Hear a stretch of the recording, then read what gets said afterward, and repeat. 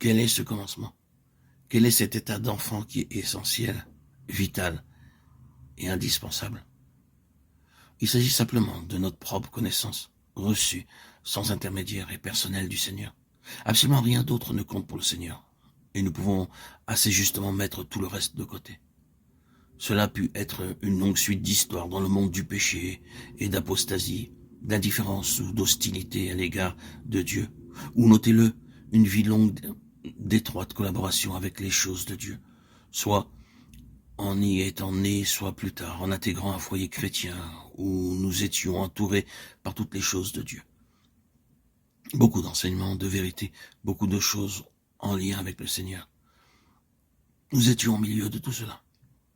Et d'une certaine manière, nous en faisions partie.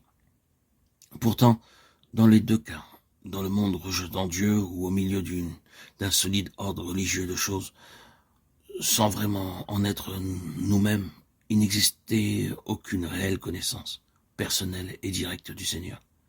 Et ces deux cas n'ont aucune importance en ce qui concerne le Seigneur. Le Seigneur dit que vous ayez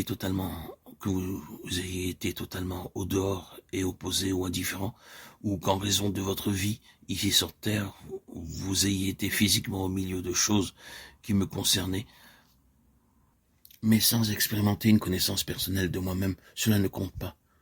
Ce n'est pas une histoire avec moi. L'histoire avec moi est uniquement celle de votre propre connaissance personnelle de Christ. Et quel que soit le moment où vous y êtes entré, c'est le commencement avec moi. L'histoire avec Dieu commence là. L'Église des premiers-nés n'est pas une chose traditionnelle. Ce n'est pas un sujet de principe qui a été repris de génération en génération, ni l'objet d'une vérité approuvée, si vraie, pleine et profonde puisse-t-elle être. Les générations suivantes ne deviennent pas l'Église des premiers-nés grâce à leur acceptation des vérités que possédait leur père, des vérités dans lesquelles elles ont été introduites, peut-être par leur naissance naturelle et avec lesquelles elles ont été associées en raison de leur relation familiale. L'Église des premiers-nés n'est pas cela. L'Église des premiers-nés, c'est celle qui est parvenue à une histoire personnelle et directe avec Dieu. Et tout le reste ne compte pas.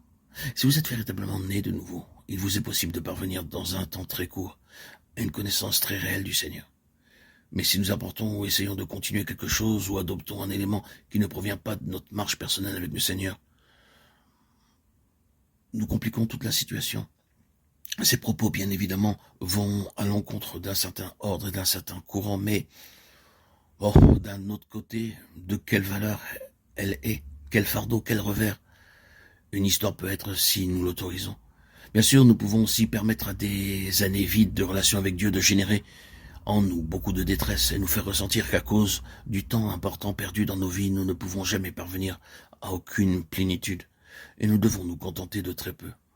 Or, ceci est vraiment une mauvaise attitude et ce n'est pas celle que le Seigneur prend.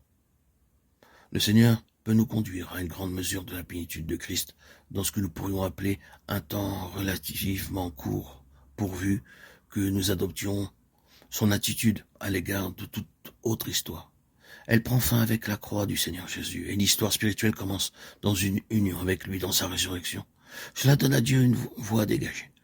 Puis encore dans d'autres cas, ô combien de fois l'éducation religieuse a été un obstacle. Grandir dans une atmosphère fébrile de choses spirituelles n'aide pas toujours. Remerciez Dieu pour toute chose potentiellement utile une fois que nous sommes sur le bon chemin et dans la bonne position. Mais avant que nous ayons notre propre connaissance personnelle de Dieu, tout cela peut être pour nous d'un grand fardeau, d'un grand poids, d'une grande mort et d'aucune utilité.